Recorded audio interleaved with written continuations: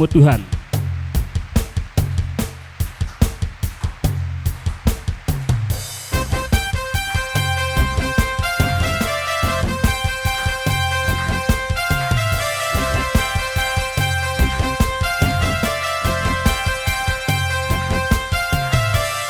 Terpujilah namamu Tuhan, kuat dan penuh kemuliaan. Suatu hal kami nyatakan, kebesaran-Mu kekal selamanya. Terpujilah namamu Tuhan, kuat dan penuh kemuliaan. Satu suara kami nyatakan, kebesaran-Mu kekal selamanya.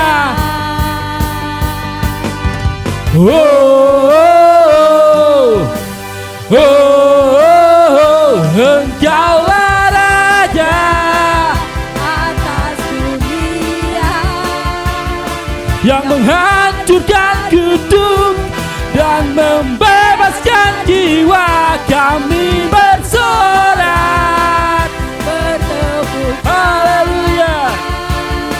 Engkau Tuhan berdaya dan memerintah untuk selamanya.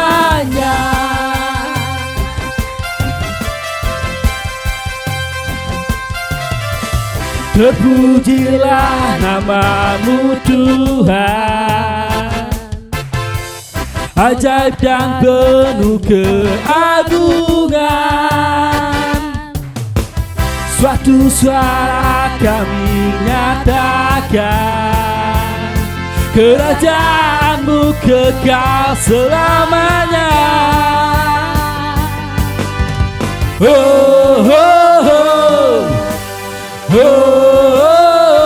Engkaulah Raja atas dunia, yang menghancurkan kutub dan membebaskan jiwa. kami bersorak Bertepuk tangan, Engkau Tuhan berdaya dan memerintah untuk selamanya.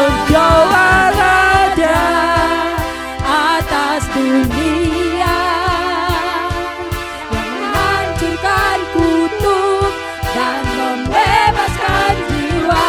Kami bersorak, bertepuk tangan, Tuhan berdaya dan memerintah untuk selamanya. Engkaulah Raja atas dunia, yang menghancurkan kutub dan membebaskan jiwa. kami bersorak, bertepuk tangan, Tuhan berdaya dan memerintah untuk selamanya.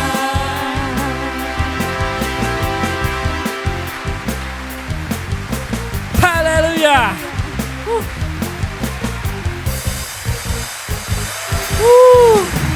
Haleluya. Ya, padahal AC sudah 3, tapi panas ya kan. Luar biasa karena bersemangat memuji Tuhan. Amin. Mari semangat memuji Tuhan. Amin. Oke, kita lanjut lagi memuji Tuhan ya. Ku mau memberitakan Tuhan. Amin.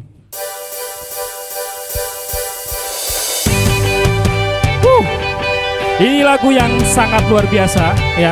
Ini lagu-lagu yang sangat on fire bagi anak-anak muda, oke?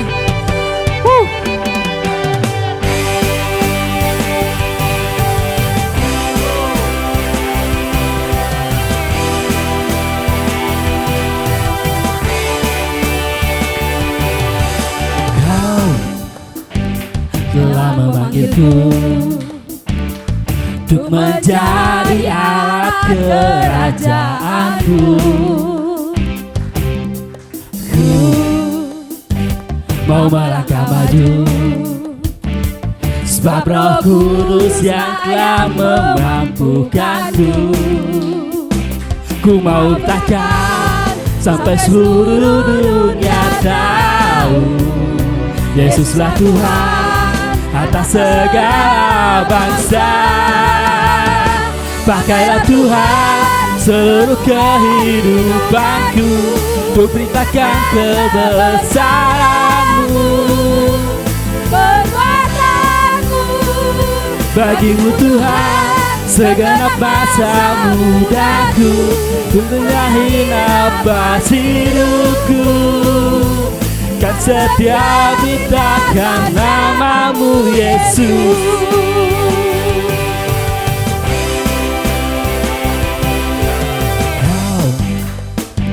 Telah memanggilku untuk menjadi alat kerajaanku.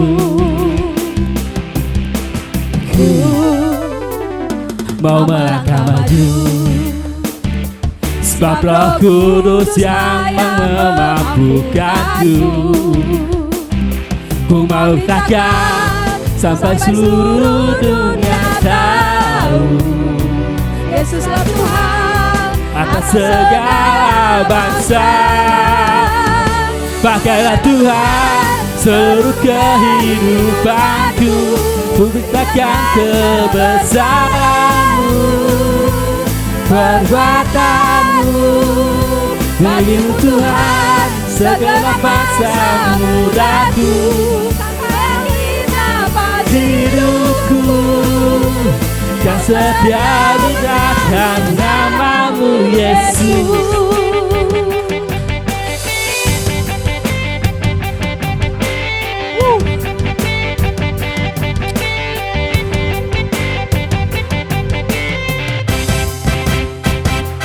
Hey! Hey! Hey!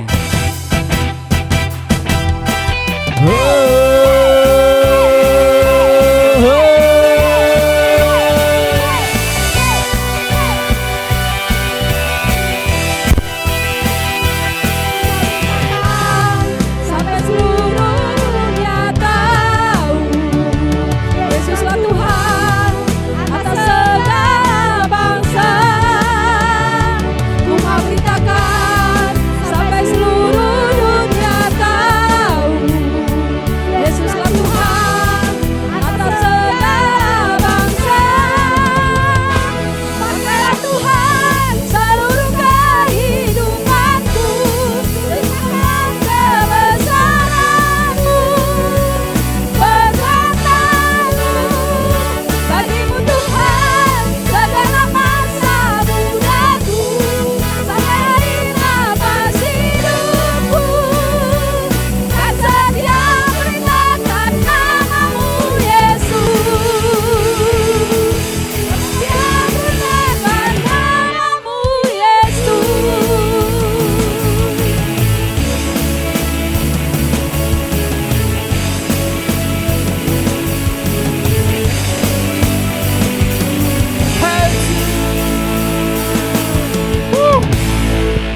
Haleluya. Silakan duduk jemaat.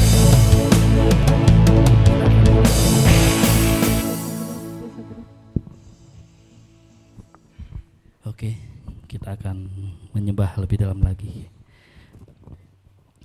Kita percaya bahwa apapun masalah kita, apapun pergumulan kita, Tuhan pasti jawab, Tuhan pasti bantu. Amin. Kemenangan terjadi di sini.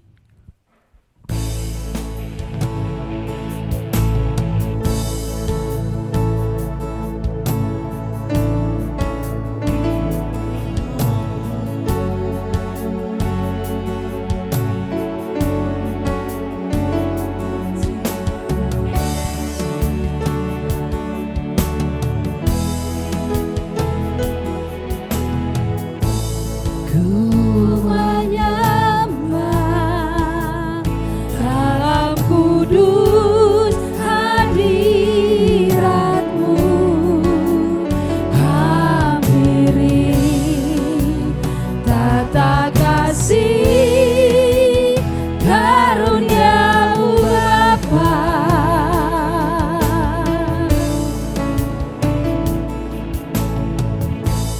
kekuatanku hanya dalam hadirat-Mu,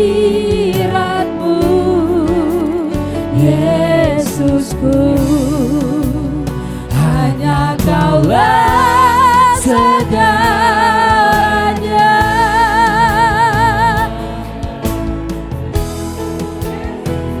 Ku yakin Kau hadir di sini.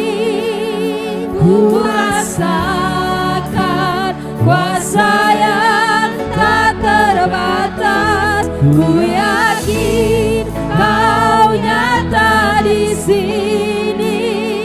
Kemenangan terjadi di sini. Saya undang untuk bagian berdiri jemaat Tuhan. Ku menyembah dalam kudus hadirat-Mu. Hampiri tata kasih karunia-Mu Bapa.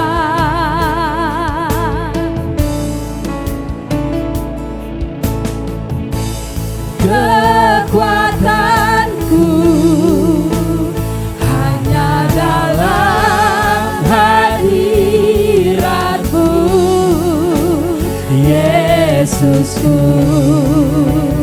Hanya Kaulah segalanya.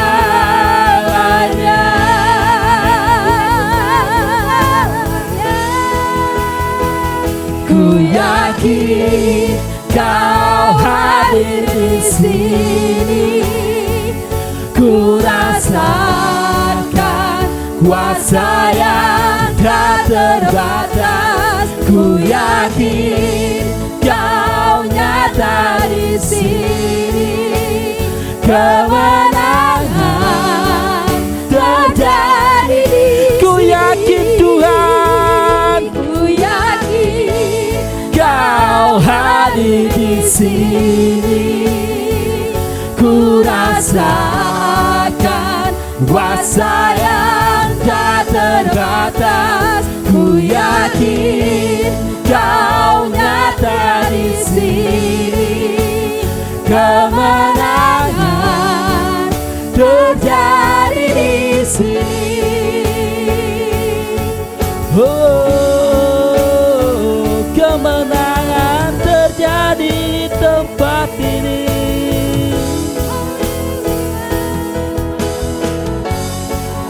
Kami percaya Engkau Tuhan yang ajaib.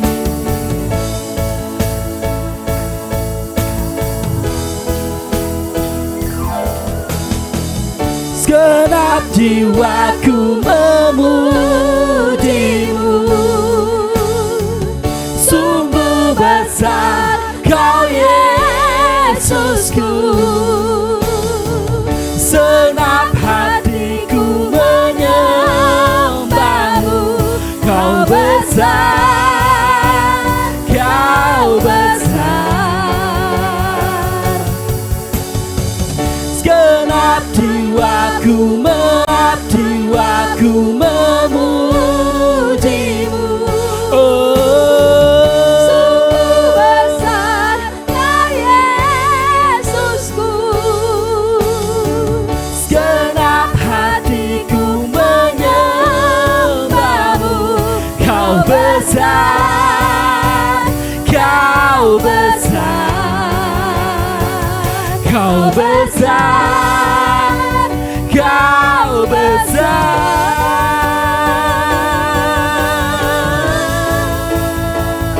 Ku yakin Kau hadir di sini. Ku rasakan kuasa yang tak terbatas. Ku yakin Kau nyata di sini.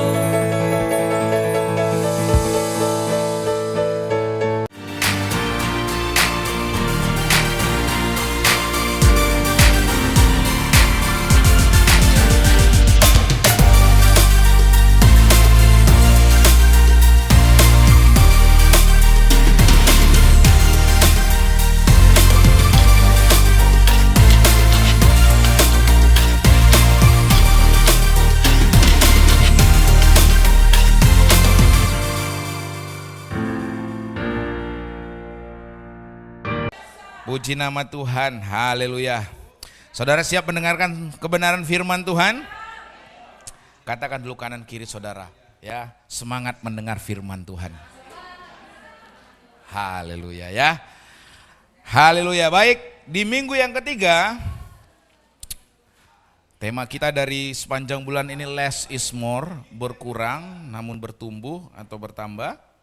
Di minggu yang ketiga kita belajar more than enough, lebih dari cukup. Nah, Bapak Ibu Saudara-saudari, sekarang ini berkembang satu tren yang namanya self help. Apa itu self help? Ya, self help itu adalah upaya orang untuk mengubah hidupnya agar menjadi lebih baik melalui usahanya sendiri, antara lain dengan mengembangkan potensi yang ada pada dirinya, tidak menyia-nyiakan waktu atau kesempatan yang ia peroleh, tidak mudah menyerah kepada kesulitan yang ia hadapi, memiliki visi tentang hari esok, serta berbagai upaya lainnya. Sederhananya self ini adalah orang yang suka berpikiran positif. Positive thinking. Apa-apa kesusahan positif. Ya saudara ya. Nah, self help ini menganjurkan orang agar orang selalu bersikap positif dan mendorong mereka untuk selalu merasa kuat di segala keadaan.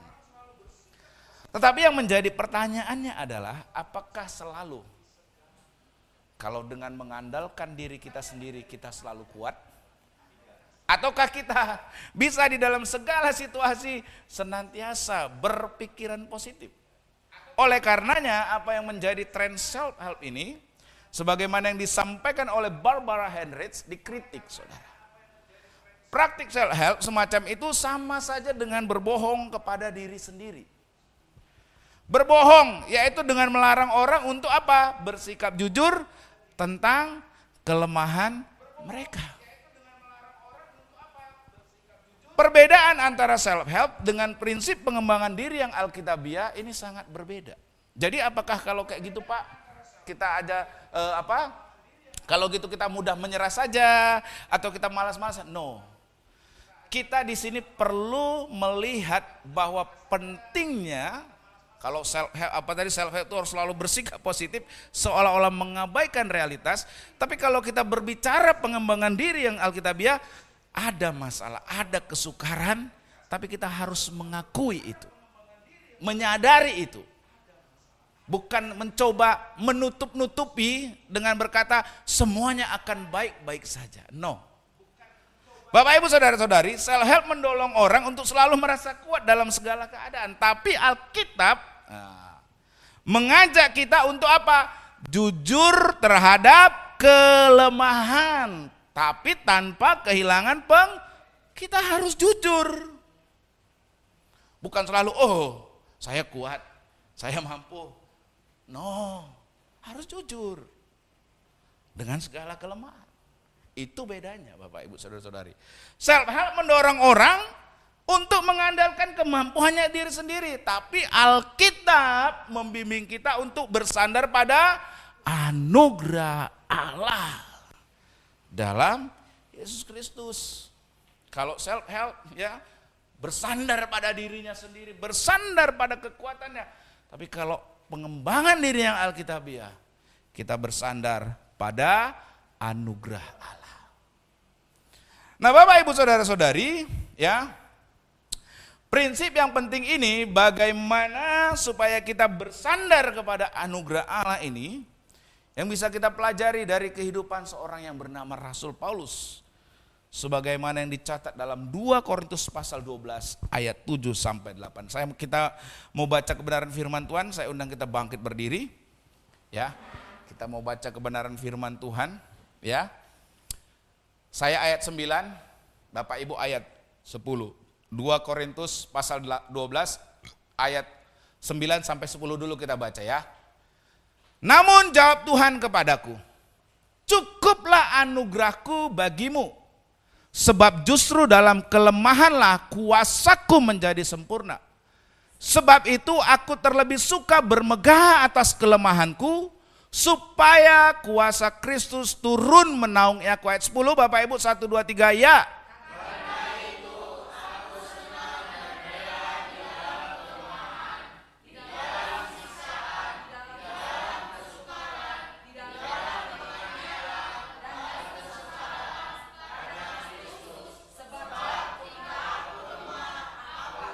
Kita mau baca bagian yang terakhir ya. Di bagian yang ini saudara, kita mau baca secara serempak dan nyaring sebab ya, dari mulai sebab ini sampai dengan sini. Kita baca 1, 2, 3 ya. Sebab jika aku lemah, aku kuat. Silakan duduk Bapak Ibu saudara-saudari. Mari kita berdoa. Terima kasih Tuhan, kebenaran firman yang baru saja kami baca, biarlah Tuhan boleh menerangi hati dan pikiran kami untuk senantiasa bersandar pada anugerah Allah, bersandar pada Engkau Tuhan, bukan bersandar pada kekuatan diri kami sendiri, karena kami tidak mampu Tuhan, hanya bersandar pada anugerah Tuhan. Di dalam kelemahan kami ada kekuatan Allah. Dalam nama Yesus kami berdoa, amin. Bapak Ibu saudara-saudari, ya, di ayat ini kita bisa melihat bahwa Paulus berkata, cukuplah anugerahku bagimu, sebab justru dalam kelemahanlah kuasaku menjadi sempurna. Mendahului ayat ini, ayat 9 sampai dengan ayat 10, untuk kita bisa memahami apa yang dimaksudkan Paulus, kita baca ayat 7 sampai 8. Di sana apa yang terjadi? Di sana Paulus berkata begini, dan supaya aku jangan meninggikan diri karena pernyataan-pernyataan yang luar biasa, maka aku diberi suatu duri di dalam dagingku. Apa saudara? Suatu duri dalam daging. Yaitu seorang utusan iblis untuk mengecoh aku, supaya aku jangan meninggikan diri. Ada satu kesukaran, ada satu problem yang Paulus bahasakan kesukaran, problem itu sebagai duri dalam daging, atau suatu utusan iblis yang mengecoh. Di ayat 8, apa yang dilakukan oleh Paulus? Tentang hal itu sudah 3 kali aku sudah 3 kali berseru kepada Tuhan supaya utusan iblis itu mundur daripadaku. Ada kesukaran, ada masalah. Dia berdoa. 3 kali dia sudah berseru berdoa dalam segala kelemahannya. Tapi apa jawab Tuhan di ayat yang 9? Namun jawab Tuhan kepadaku, cukuplah anugerahku bagimu, sebab justru dalam kelemahanlah kuasaku menjadi sempurna. Bapak Ibu saudara-saudari, di sini Rasul Paulus mengalami satu kesukaran, Bapak Ibu saudara-saudari. Kesukaran yang dia bilang seperti duri dalam daging. Nah, para penafsir Alkitab menduga bahwa yang dimaksudkan dengan duri dalam daging itu bisa saja kesukaran dalam masalah kelemahan fisik. Mungkin Paulus sedang mengalami sakit. Ataupun juga yang dibilang sebagai utusan iblis yang mengecoh aku, para penafsir Alkitab mungkin saja menduga ini adalah orang-orang yang terus-menerus mengganggu dirinya, memfitnah dirinya, dan berupaya merusak kredibilitas hidupnya. Nah, walaupun kita nggak mengetahui secara pasti apa yang dimaksudkan oleh Paulus dengan 2 istilah tadi, yang pasti Paulus mengalami satu kesukaran, mengalami satu gangguan yang dimana dia tidak dapat atasi dengan dirinya sendiri. Tidak dapat diatasi dengan dirinya sendiri. Kalau saudara lihat kehidupan Paulus, Paulus mengalami satu kesukaran, satu problem dalam kehidupannya. Lalu kalau Paulus mengalami, bagaimana mungkin Anda tidak mengalami kesukaran? Halo? Halo? Amin? Amin saudara? Loh, dia mengalami. Bahkan kesukaran itu sangat berat sampai dia sudah 3 kali berseru kepada Tuhan supaya itu kesukaran pergi dari hidupnya. Supaya gangguan itu pergi dari hidupnya. Tapi apa yang terjadi di ayat 9? Tuhan malah bilang ya, sebaliknya dari menjawab doa Paulus, Tuhan berkata kepada Paulus bahwa sesungguhnya anugerah Tuhan cukup bagi dirimu. Daripada menjawab doanya dengan menghilangkan kelemahan itu, kesukaran itu, Tuhan bilang anugerahku cukup bagimu. Ketika kekuatan Paulus telah mencapai batasnya, di sana ada anugerah Allah dalam Kristus yang menopang Paulus. Di satu sisi Paulus tidak merasa perlu melebih-lebihkan penderitaan atau kesukaran yang dialaminya, di mana sehingga dia menyebutnya sebagai duri dalam dagingnya dan utusan iblis yang menghantam dirinya. Tapi di sisi yang lain, nah ini perlu saudara, ini sangat perlu. Ia juga tidak menyangkali realitas tentang keterbatasan dirinya. Inilah yang sering kali orang coba lupakan dengan self help tadi. Tidak menyadari keterbatasan dirinya. Tetapi ketika Paulus menyadari keterbatasan dirinya, tapi di saat yang sama dia juga tidak tenggelam di dalam keputusasaan. Ada kesukaran, iya, tapi tidak dilebih-lebihkan. Ada kesukaran, iya, dia menyadari bahwa kesukaran ini di luar kemampuan daripada dirinya untuk mengatasi. Ada kesukaran, tapi dia tidak tenggelam dalam keputusasaan. Amin. Kesukaran itu selalu ada. Selalu menjadi bagian dalam hidup. Tapi di sini yang luar biasa jawaban Tuhan. Anugerahku cukuplah anugerahku bagimu. Nah Bapak Ibu Saudara-saudari, ya, dari ini kita belajar Bapak Ibu Saudara-saudari, justru di dalam anugerah Tuhan, Paulus menemukan kekuatan. Justru di dalam kelemahan dan keterbatasan dirinya Bapak Ibu, di sana ada anugerah Tuhan. Kekuatan yang bersumber dari anugerah Kristus. Sehingga berdasarkan apa yang menjadi pernyataan dan pengalaman Paulus ini, kita bisa menarik pelajaran bahwasanya anugerah Kristus itu adalah cukup bagi setiap kita. Katakan kanan kiri Anda, anugerah Tuhan cukup bagimu. Ingatkan dulu kanan kiri saudara sekali lagi, katakan anugerah Tuhan cukup bagimu. Apapun masalahmu, apapun kesukaranmu, apapun tantangan dalam hidupmu, anugerah Tuhan cukup bagimu. Cukup bagimu. Tidak menyangkali realitas yang terjadi, tetapi tidak berputus asa, tidak menyerah, karena ada pertolongan Tuhan. Anugerah Kristus lebih dari cukup bagi kita karena anugerah Kristus itulah yang menopang kita dalam kelemahan kita. Itu sebabnya tadi saya suruh saudara ingatkan kanan kiri saudara, anugerah Tuhan cukup bagimu.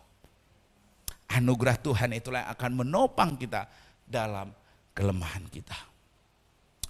Apa itu anugerah? Berulang kali disampaikan kalau anugerah itu adalah satu anugerah, satu kebaikan, kemurahan Tuhan yang diberikan bagi kita bukan karena kita layak, bukan karena kita pantas, bukan karena kita mampu, dan juga bukan karena kita hebat. Tetapi anugerah Tuhan itu diberikan bagi kita itu semata-mata hanya oleh karena kasih-Nya, oleh karena kemurahan-Nya. Itulah anugerah Tuhan. Dan ketika Paulus dalam kesukarannya, dia berdoa sampai 3 kali. Tuhan jawab, anugerahku cukup bagimu. Nah Bapak Ibu Saudara-saudari, anugerah itu kebaikan yang kita terima dari Allah bukan karena usaha kita ataupun karena kita layak untuk menerimanya.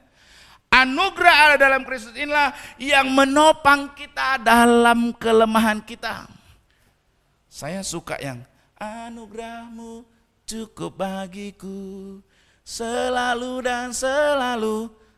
Anugerah Allah dalam Kristus inilah yang menopang kita dalam kelemahan kita. Saya suka yang anugerahmu cukup bagiku selalu dan selalu. Gimana lagunya tuh? Dan selalu angkat hatiku, kau membuatku berharga di matamu. Anugerah Tuhan cukup bagi kita. Amin. Di saat kita berada di batas kekuatan kita, ingat di saat itu anugerah Allah menopang kita. Sehingga kita tidak rubuh karena beban yang kita tanggung. Sama seperti begini, seorang pekerja yang membawa satu beban, katakanlah semen seberat 30 kg. Ketika dia membawa beban tersebut itu, karena beban itu lebih berat, lebih besar, lebih berkuasa dari dirinya, hampir saja dia jatuh. Tapi seketika teman-teman tukang yang lain segera berlari bergegas menolong dia, menopang. Sehingga semen tadi tidak jatuh menimpa dia. Itulah anugerah Tuhan itu Bapak Ibu. Amin. Anugerah Tuhan itu menopang dirimu. Ketika engkau berada dalam batas daripada kemampuanmu, engkau tidak mampu lagi, engkau hampir saja menyerah. Ingat ada anugerah Tuhan yang akan menopang. Amin. Anugerah Tuhan. Dikatakan di ayat 9, ketika Paulus dalam kesukaran yang ia hadapi, sampai ia berdoa 3 kali berseru-seru sama Tuhan. Tuhan jawab apa?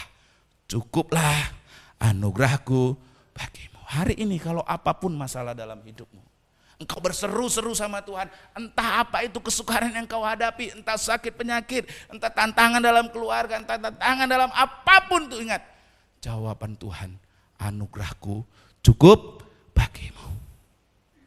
Ada anugerah Tuhan yang menopang hidupmu. Apa itu cukuplah? Cukuplah itu arke dalam bahasa Yunani, bahasa Alkitab Perjanjian Baru kita. Itu anugerah Allah yang cukup itu bukan pas-pasan atau ala kadarnya. Tapi lebih daripada memadai untuk yang diperlukan, lebih dari cukup anugerah Tuhan itu. Allah dalam hal ini tidak meremehkan penderitaan yang dialami oleh Paulus. Masalah kesukaran yang dialami oleh Paulus. Enggak. Tapi dalam anugerah Tuhan itu, Bapak Ibu Saudara-saudari, Tuhan berkata, Paulus, aku enggak pernah meninggalkan engkau. Dan tidak akan membiarkan kamu menanggung beban itu seorang diri. Aku ikut menanggungnya dan menopang dirimu dengan anugerahku. Bapak Ibu Saudara-saudari, anugerah Allah menopang kita dalam kelemahan kita. Allah tidak meremehkan penderitaan kita. Sama seperti penderitaan yang dialami oleh Paulus. Tetapi Allah tidak membiarkan dan tetapi menanggung beban itu, juga menopang dirinya dengan anugerahnya. Nah Bapak Ibu Saudara-saudari, dengan cara itu Tuhan menguatkan Paulus. Ketika Paulus ini sudah mulai mencapai batas kekuatannya.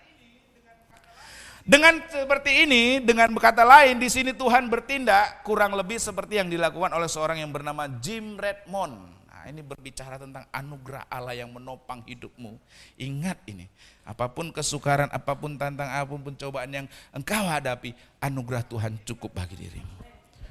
Nah, ini bercerita tentang seorang Jim Redmond. Ya, bagaimana yang tindakan yang dia lakukan bagi seorang putranya yang bernama Derek Redmond. Ini sudah berulang kali dalam ilustrasi khotbah kita ya. Dalam Olimpiade Barcelona tahun 1992 ya. Derek Redmond saat itu adalah pemegang rekor nasional Inggris untuk lari 400 meter dari tahun 87 sampai tahun 92. Nah, di babak semifinal dalam Olimpiade Barcelona, setelah ia berlari 15 detik dan menempuh jarak 150 meter, mendadak otot pahanya mengalami hamstring atau cedera. 50 meter kemudian ia terjatuh kesakitan. Segera petugas kesehatan datang dengan membawa tandu. Tetapi Redmond menolak berhenti bertanding. Ia bangkit dan mulai berlari kembali dengan terpincang-pincang sambil menahan rasa sakit. Melihat hal itu, ayahnya Jim Redmond ya segera turun ke lapangan lari tersebut meminta agar anaknya itu berhenti berlari. Sebab kalau diteruskan berlari, ia sedang membahayakan otot kakinya yang cedera itu. Tapi Derek Redmond menolak permintaan sang ayah dan berkata bahwa ia ingin terus berlari. Dan melihat kegigihan dari putranya, Jim berkata, ayahnya berkata, kalau begitu mari kita mencapai garis finish bersama-sama. dengan memapah, menopang anaknya Jim mendampingi Derek untuk berjalan menuju garis finish. Saat itu salah seorang anggota juri datang berkata kepada Jim, "Sorry sir, you must leave the track." "Sorry tuan, kau harus tinggalkan jalur perlombaan ini." Tapi Jim menepis tangan orang itu sambil berkata, "Leave me alone, tinggalkan aku sendiri. This is my boy, ini adalah anakku." Melihat hal itu, 60.000 orang penonton yang memenuhi stadion Olimpiade Barcelona berdiri dan bertepuk tangan, memberi semangat kepada Jim dan Derek Redmond yang terus berjalan mencapai garis finish. Kehidupan kita sering seperti Redmond ini, Derek Redmond. Kita sedang berlari, tapi kita menghadapi satu masalah, kesukaran. Tapi ingat, Allah itu seperti Jim Redmond yang tidak akan membiarkan kita berjalan seorang diri. Sekalipun Derek Redmond itu harus berjalan dengan terpincang-pincang terpapar, tapi anugerah Tuhan seperti yang diistilahkan Jim Redmond ini, itulah yang menopang Bapak Ibu. Amin. Saya tadi pagi katakan sama seseorang gini, dalam kehidupan ini enggak selalu jalannya harus tol. Seperti jalan yang kita lewati ini sekarang, jalan Asrama Kodim penuh berlubang. Tapi anugerah Tuhan itu mampu membuat kita lewati jalan tersebut. Amin. Demikian juga dengan kehidupan kita ini. Enggak selalu Bapak Ibu jalan tol dalam hidup ini. Harus banyak jalan berlubang, bahkan lubangnya dalam-dalam saudara. Tapi anugerah Tuhan akan menuntun kita, membawa kita melewati sekalipun jalan tersebut adalah jalan yang berlubang. Itulah anugerah Tuhan. Amin. Anugerah Tuhan itulah yang menopang Paulus. Anugerah Tuhan itulah yang menolong Paulus. Dengan anugerahnya juga Tuhan, ingat ini, menopang dan menolong kita di saat kita mencapai batas kekuatan kita. Jadi apapun kesukaran, bahkan sampai kamu harus pun terseok-seok seperti Derek Redmond, ada anugerah Allah yang menopang dirimu. Ingat ini. Ada anugerah Allah. Dan anugerah itulah yang menopang dirimu. Amin. Amin. Dan yang kedua, anugerah Kristus lebih dari cukup bagi kita. Karena ini saudara, justru anugerah itu bekerja melalui kelemahan kita. Nah, ini sangat penting ini. Saya ketika merenungkan kebenaran firman ini luar biasa penting. Sebab di sana dikatakan oleh Rasul Paulus gini, sebab justru dalam kelemahan, yaitu tadi itu duri dalam daging, atau utusan iblis yang mengecoh tadi, yang dia sudah sampai berdoa 3 kali, tapi Tuhan bilang anugerahku cukup bagimu. Justru kesukaran itu, masalah itu, dalam kelemahanku, Paulus katakan kuasa Tuhan menjadi sempurna. Sebab justru dalam kelemahanlah kuasa Tuhan menjadi sempurna. Bapak Ibu, coba perhatikan kata justru. Kata justru di sini menghubungkan 2 hal yang maknanya saling bertentangan. Ya kan? Apa? Kelemahan bertentangan dengan kekuatan. Betul kan Bapak Ibu? Betul tidak? Kelemahan dan kuasa Tuhan menjadi sempurna. Bapak Ibu, saudara-saudari, saya mau sharing sedikit sama saudara. Kalaulah misalnya uang kita ada 1 miliar. Sulit enggak kita untuk merenovasi gedung gereja ini? Kenapa? Karena engkau kuat. Betul kan? Betul kan? Kalau kuat, enggak perlu pasti pendoa pagi setiap hari. Enggak perlu setiap hari doa siang di sini. Kenapa? Uangnya ada, tinggal kerjakan. Tapi saudara, justru di tengah keterbatasan itu, di tengah-tengah kelemahan itulah, justru disitulah saya datang berdoa, tapi justru disitulah terdapat satu kekuatan Allah yang bekerja. Amin. Ini sangat luar biasa Bapak Ibu Saudara-saudari. Kelemahan Paulus tidak menjadi penghalang bagi kuasa Tuhan untuk bekerja.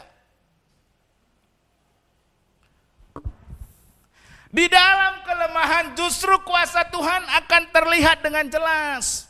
Siapa orang yang membutuhkan mujizat? Orang yang hidupnya baik-baik saja? Siapa yang membutuhkan pertolongan Tuhan? Orang yang hidupnya biasa-biasa, orang yang hidupnya mulus-mulus saja? Betul kan saudara? Justru mujizat itu diberikan bagi orang yang saat itu sedang membutuhkan pertolongan. Berarti ingat ini, kalau kesukaran terjadi dalam hidupmu, tantangan pencobaan terjadi dalam hidupmu, itu tandanya anugerah Tuhan sedang bekerja melalui dalam tanda kutip kelemahan itu. Amin. Amin. Saya ketika merenungkan firman Tuhan ini, saya sekarang tidak menganggap lagi kesukaran, tantangan, masalah itu sebagai sesuatu yang menghambat diri saya. Kenapa? Karena saya mau alami imani seperti Paulus. Sebab justru dalam kelemahan, kuasa Tuhan menjadi sempurna. Justru melalui masalah-masalah inilah saya mau melihat perbuatan-perbuatan Tuhan yang ajaib. Amin. Jadi jangan takut dengan kesukaran. Amin. Jangan takut dengan masalah. Amin. Karena disitulah anugerah Tuhan, kuasa Tuhan menjadi sempurna. Kalau engkau kuat, engkau mampu, seringkali kita melupakan Tuhan, betul kan? Kalau kita punya kekuatan, punya hal yang patut dibanggakan, sulit untuk kita datang kepada Tuhan. Amin. Tetapi di sini Tuhan tidak berkata kepada Paulus, karena kamu tidak berdaya terhadap duri dalam dagingmu, maka kuasaku tidak dapat menolong dirimu. No, tidak seperti itu. Tapi Tuhan berkata, di dalam kelemahanmu, di dalam penderitaanmu, di dalam kesukaranmu, justru kuasaku akan terlihat dengan jelas. Oleh karena itu ketika engkau nanti menghadapi pencobaan, kesukaran, dalam tanda kutip itu kelemahan-kelemahan itu, kau berkata, Tuhan, aku mau melihat dalam kelemahan-kelemahan ini, keterbatasan-keterbatasan ini, kuasamu yang sempurna. Katakan kanan kiri saudara, semangat. Anugerah Tuhan cukup bagimu. Justru dalam kelemahanmu, anugerah Tuhan dinyatakan.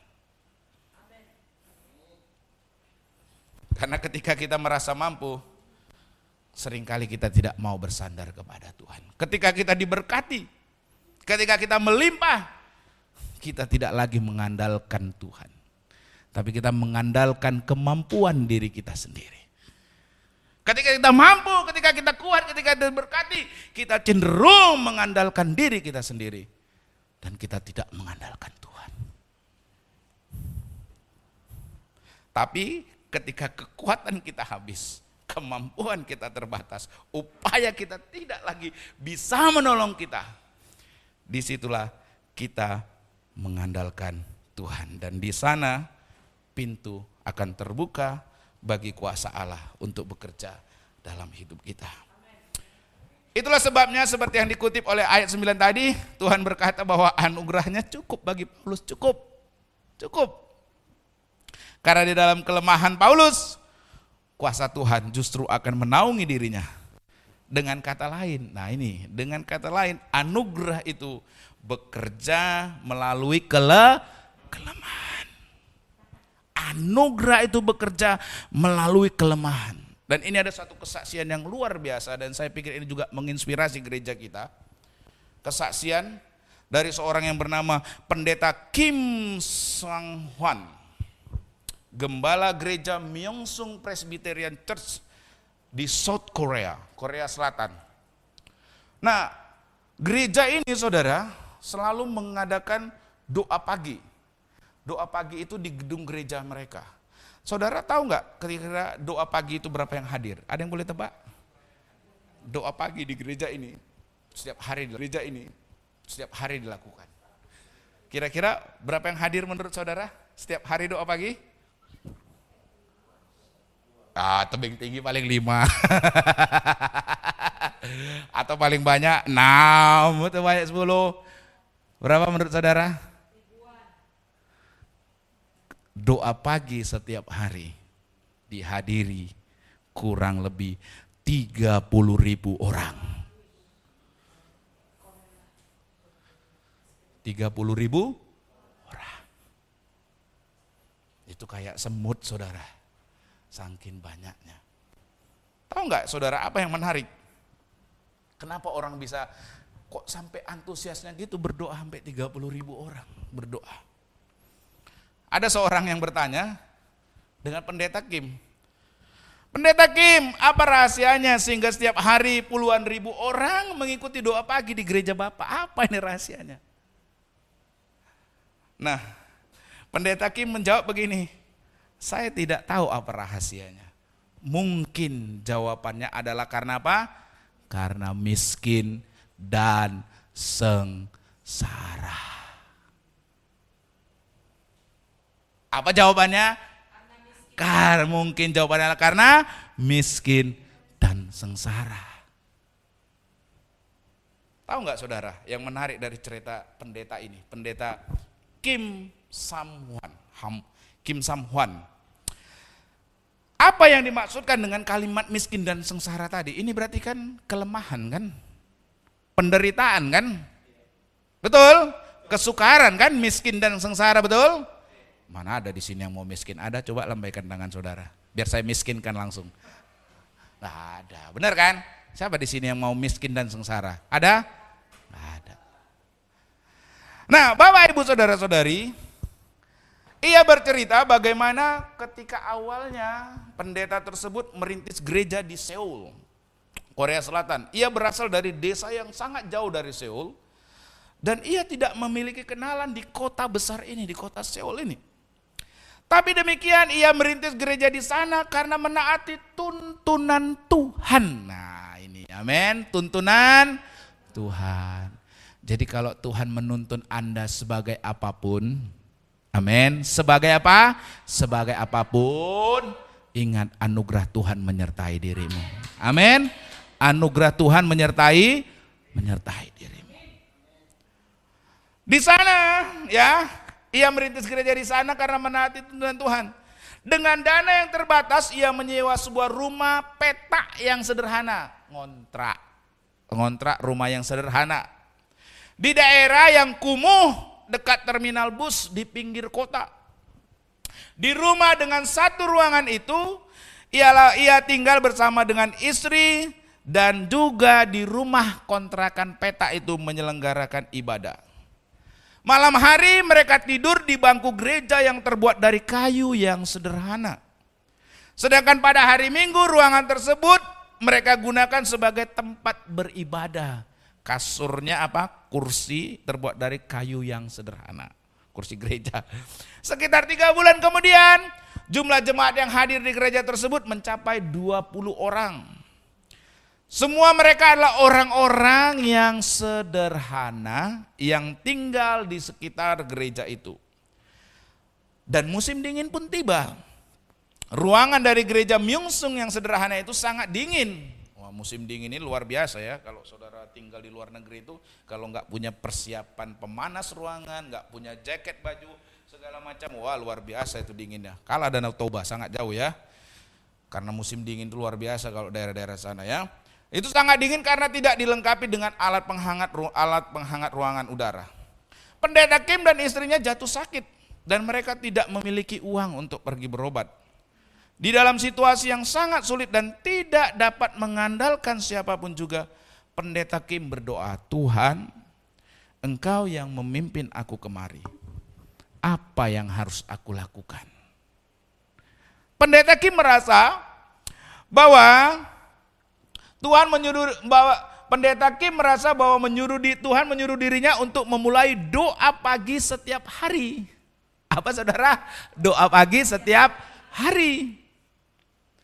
Ia menaati walaupun tubuhnya masih lemah. Bersama dengan istrinya ia memulai ibadah doa pagi di bangunan petak yang sederhana itu. Diawali pertama doa pagi hanya 4 sampai dengan 5 orang. Dan secara berangsur-angsur jumlah orang yang setiap hari mengikuti ibadah doa pagi itu semakin bertambah.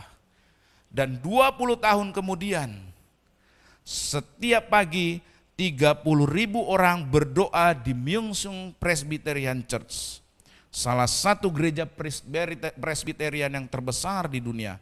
Dan sekarang dari satu petak, ingat ya, satu kontrakan rumah petak yang sederhana di daerah Kumuh, ya, yang dimana mereka tinggal di situ, beribadah di situ bersama dengan orang-orang miskin yang sederhana. Dan hari ini jumlah anggota gereja mereka mencapai 100.000 orang. Berikan kemuliaan bagi Tuhan. Saudara, dalam kelemahan. Betul? Karena dalam kelemahanlah sengsara dan miskin. Dalam apa? Kelemahan, sengsara dan miskin. Rumah kontrakan petak, sekotak dekat daerah Kumuh. Tidak ada uang untuk berobat. Tapi itu di situ dia mengandalkan Tuhan dengan apa? Berdoa pagi setiap hari. Dan justru di dalam kelemahan itu kuasa Tuhan luar biasa. Dan saya merenungkan hal ini dengan apa yang terjadi dengan gereja kita, Bapak Ibu. Coba tengok kanan kiri di kita. Siapa di sini pengusaha yang omsetnya ratusan juta? Nggak usah omsetnya ratusan juta, puluhan juta saja. Atau yang gajinya di atas 8 sampai 10 juta, ada? Siapa di antara kita? Orang sederhana. Pandang dulu kanan kiri saudara. Siapa di sini pengusaha? Siapa di sini PNS? Ada nggak di sini PNS? Ada nggak di sini orang hebat? Kita orang-orang yang sederhana. Yang mohon maaf nih, bukan saya merendahkan, perpuluhan kita paling besar 500.000. Kalau kita mau membangun gedung gereja seperti ini, kalau dengan mengandalkan uang kita, saya pastikan 30 tahun lagi pun belum tentu kita bangun ini. Beli gedung gereja ini, saya pastikan kalau cuma mengandalkan itu 30 tahun lagi pun gak akan kita beli. Tapi anugerah Tuhan. Anugerah Tuhan. Makanya saya ketika merenungkan apa yang terjadi dengan pendeta Kim Son ini, ya justru dalam kelemahan kuasa Tuhan sempurna. Dalam kelemahan kuasa Tuhan sempurna. Anugerah Tuhan itu cukup. Ada amin. Berikan tepuk tangan dong sekali lagi bagi Tuhan. Berikan tepuk tangan bagi Tuhan. Tuhan ajaib, Tuhan dahsyat, Tuhan luar biasa. Tuhan ajaib, Tuhan luar biasa, Tuhan dahsyat. Saya tidak tahu apa rahasianya. Mungkin jawabannya adalah karena miskin dan sengsara. Kelemahan itu. Amin, saudara. Oh, anugerah Allah dalam Kristus lebih cukup. Lebih daripada cukup bagi kehidupan kita. Karena anugerahnya itu justru bekerja melalui setiap kelemahan kita. Hal yang sama juga berlaku bagi kehidupan kita, amin. Makanya saudara, saya belum baca ini kemarin ini, bahan yang disampaikan ini. Tapi apa yang terjadi dengan pendeta Kim Hwam Swan ini juga saya sudah lakukan. Itu sebabnya sebelum ini saya dapat materinya ini, materi bahan firman Tuhan yang disampaikan hari ini, saya sudah jauh-jauh hari bilang Bu Istina, Bu, Tuhan itu udah begitu baik dalam anugerahnya. Kita berdoa di gereja setiap jam 12 siang. Benar nggak Bu Istinop?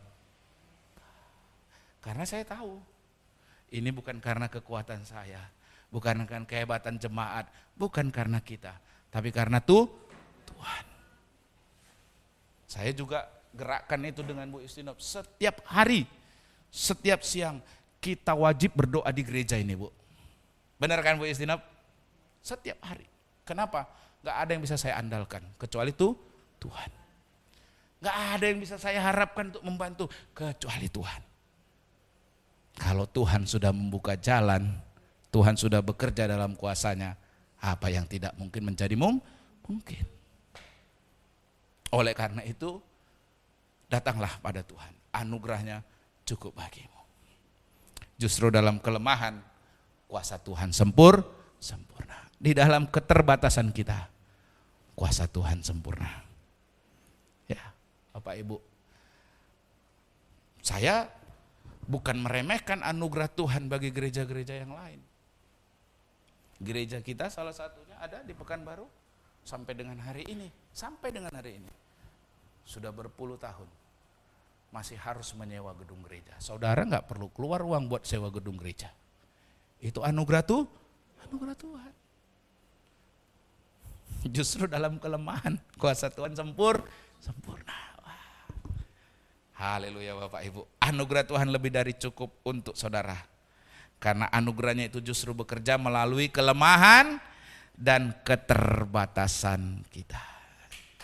Berikan tepuk tangan bagi Tuhan kita.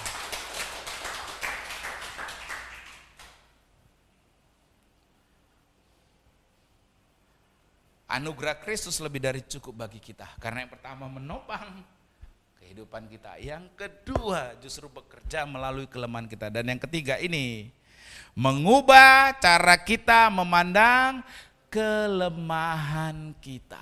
Mengubah cara kita memandang kelemahan kita. Ini menarik saudara. Ini sangat menarik ini. Karena seringkali orang ketika menghadapi satu kesukaran, menghadapi kelemahan, Tuhan, bahasa sederhananya, dia ingin Tuhan segera mengubahkan kelemahan kesukaran itu. Betul kan? Tapi seringkali anugerah Tuhan itu bukan mengubah kesukaran, tantangan itu, tapi mengubahkan pandangan Anda. Mengubahkan pola pikir Anda. Ada amin? Kan orang pengennya masalahnya beres terus kan? Betul kan? Keadaannya berubah, betul kan? Tapi anugerah Tuhan itu terkadang mengubah Anda, bukan mengubah keadaannya. Ini banyak yang keberatan ini kayaknya. Ada amin? Ada amin? Iya kan, Anda kan pengennya masalahnya selesai kan? Andanya nggak perlu berubah, betul nggak? Tapi bukan itu yang Tuhan inginkan dalam kasus Paulus. Kenapa? Karena itu di sini kita bisa melihat ada perubahan cara berpikir dari seorang yang namanya Paulus. Di sana dikatakan, sebab itu aku terlebih suka bermegah atas kelemahanku, supaya Kristus turun menaungi aku. Kalau tadi saudara baca di ayat 7-8 ya, kalau saudara baca ayat 7-8 apa dia bilang? Dia sampai berdoa 3 kali saudara. Ini berarti menjengkelkan, betul? Betul kan? Bukan hal yang menyenangkan ini yang dialami dia. Hal yang tidak mengenakan. Itu sebabnya dia sampai 3 kali berseru. Supaya utusan iblis itu, supaya duri dalam daging itu mundur, hilang. Itu paradigma dia sebelumnya.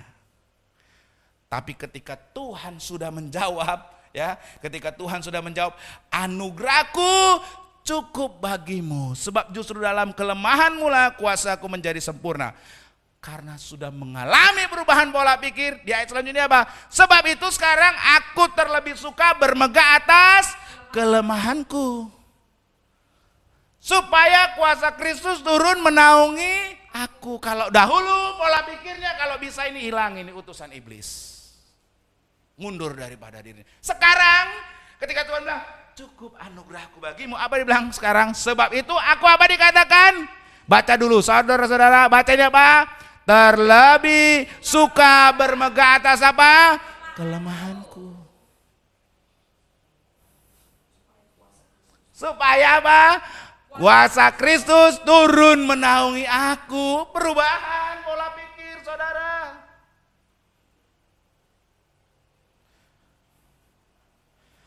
Jadi jangan selalu mengharapkan keadaannya yang berubah. Amin. Amin saudara. Amin saudara. Pola pikirnya yang berubah. Paulus sesudah ia mendengar jawaban Tuhan di ayat 9 bahwasanya anugerah Tuhan cukup bagi dirinya, Sekarang pandangan Paulus pun terhadap kelemahan dirinya yang mengakibatkan ia tak mampu mengatasi duri dalam dagingnya itu pun juga menjadi berubah.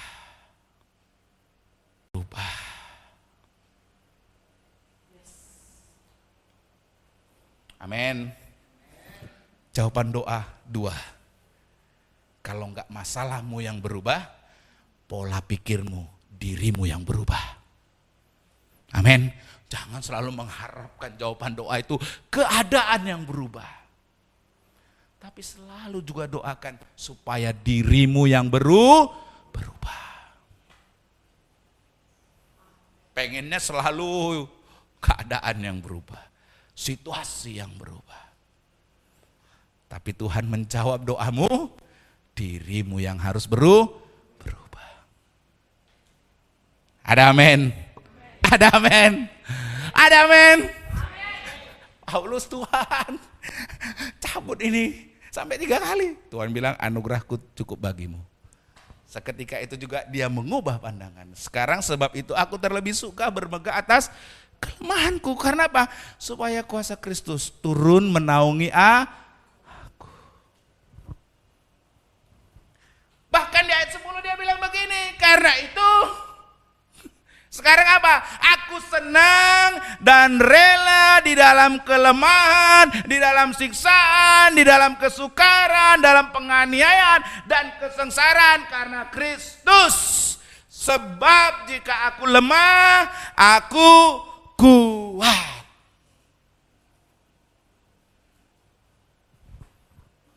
Saudara lihat perubahan. Amin. Berubah cara pandangnya terhadap kelemahan itu. Berubah cara pandangnya terhadap kesukaran itu. Amin.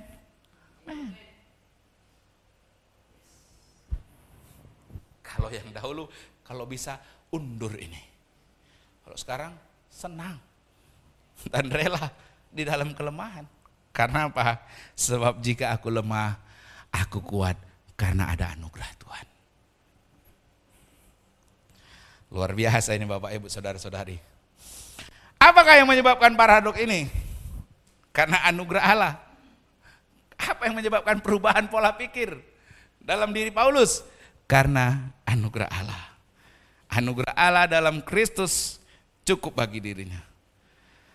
Dan apa yang diutarakan oleh Paulus ini, kita bisa belajar dari seorang yang bernama Joni Eareckson Tada. Ini berbicara tentang anugerah Allah yang mengubahkan pandangan kita.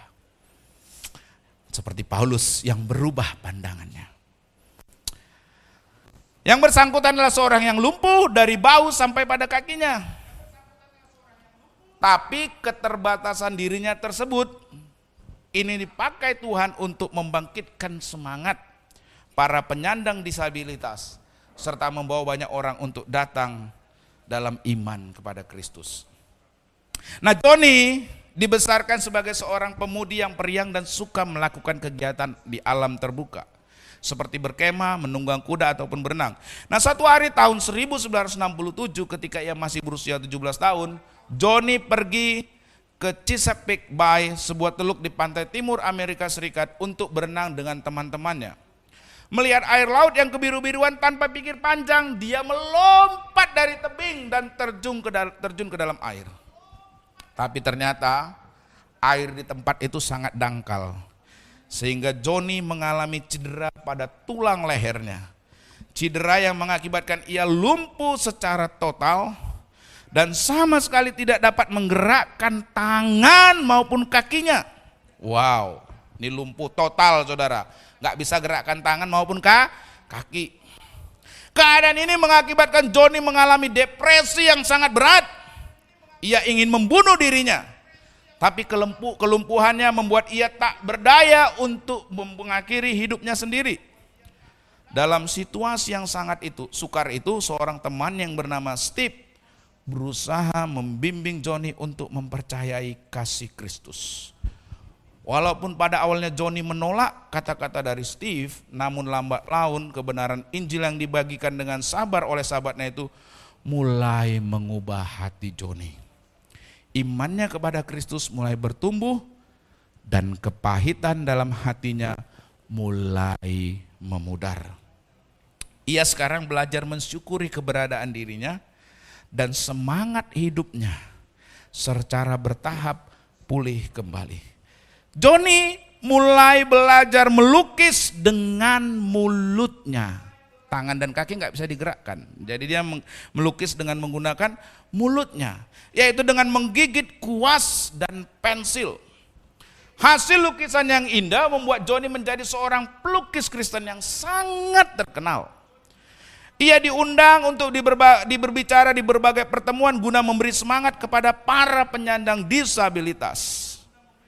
Dan bagaimana kasih Kristus, mewartakan kasih Kristus yang memulihkan hidupnya.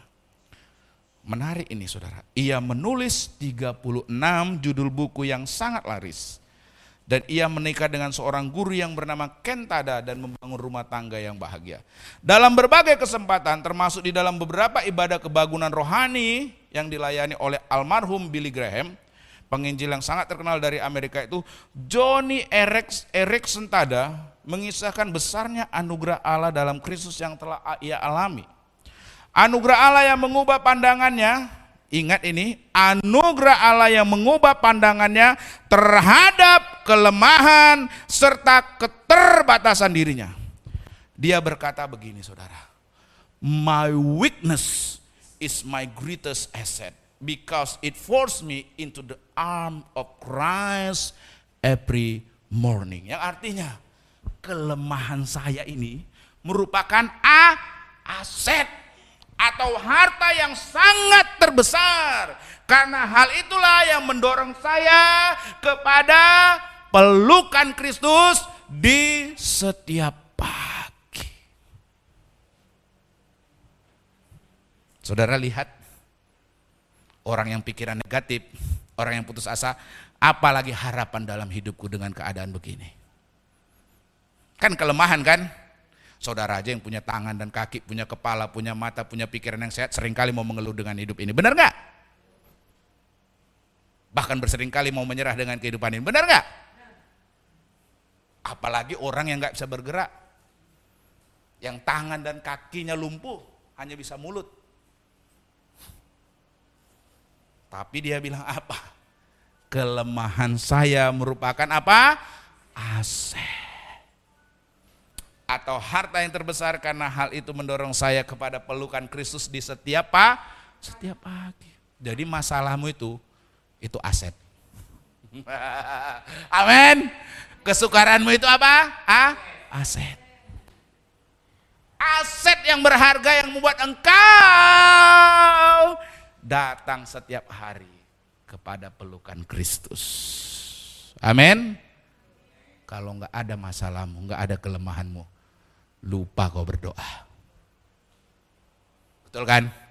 Saya bilang orang kalau hanya mencari Tuhan, hanya menanti jawaban doa, ada dua hal yang terjadi dalam hidupnya.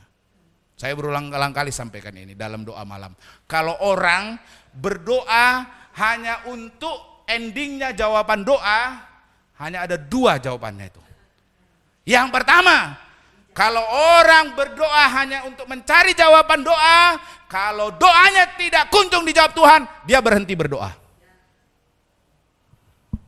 Karena tujuan dia berdoa apa? Mencari jawaban doa. Ketika doanya tidak kunjung dijawab Tuhan, dia berhenti berdoa. Dan yang kedua juga ada.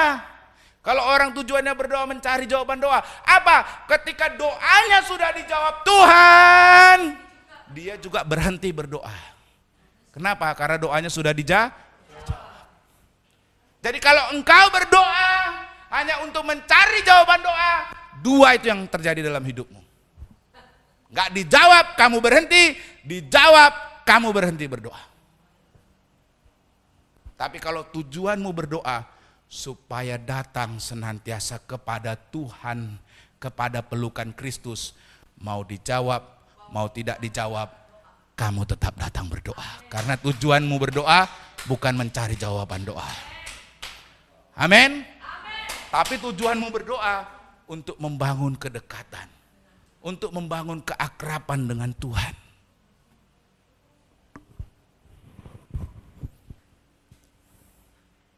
Haleluya. Yang mana ini saudara? Haleluya. Yang mana ini saudara? Yang mana tujuan saudara berdoa? Halo Bapak Ibu. Yang mana tujuan saudara berdoa? Saya pastikan salah satu antara itu pasti ada. Tapi kalau saudara mengejar berdoa, bukan akhir jawaban doa, tapi membangun keakraban dengan Tuhan, saudara memiliki cara pikir yang beda. Saudara datang kepada Tuhan, bukan Tuhan itu seperti mesin jackpot. Tahu nggak saudara mesin jackpot? Yang suka main judi dulu kan tahu kan? Masukkan koin 100 berharap dapat 1000, betul kan? Terakhir masukkan terus koin 100, 1000 sampai 10.000, nggak dapat juga. Apa yang terjadi? Saudara marah-marah sama mesin jackpotnya, betul kan? Berhentilah aku main ini. Nah, itu juga orang sama Tuhan kadang-kadang diperlakukan. Kenapa? Coba lihat. Matikan aja coba, casnya itu mungkin. Haleluya. Mungkin AC-nya Bu.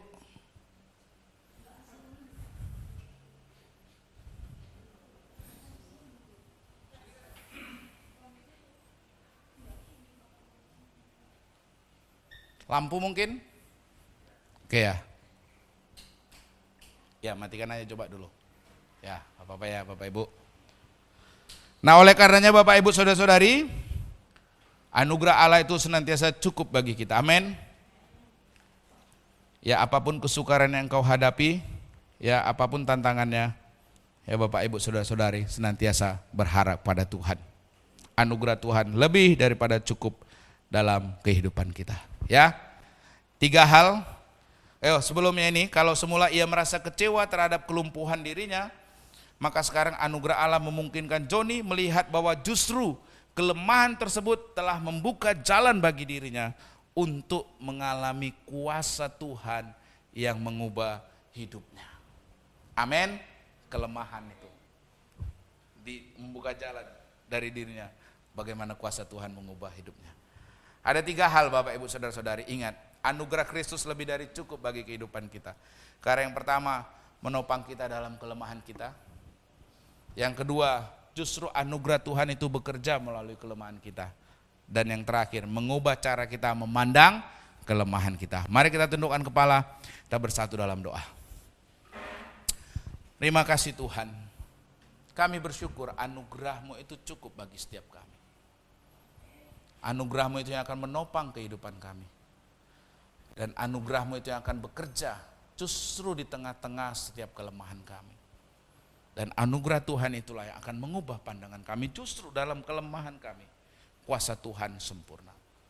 Jika kami lemah, kami kuat karena anugerah-Mu Tuhan. Terima kasih Tuhan Yesus, terpujilah nama-Mu. Kami mengucap syukur dalam nama Yesus kami berdoa. Amin.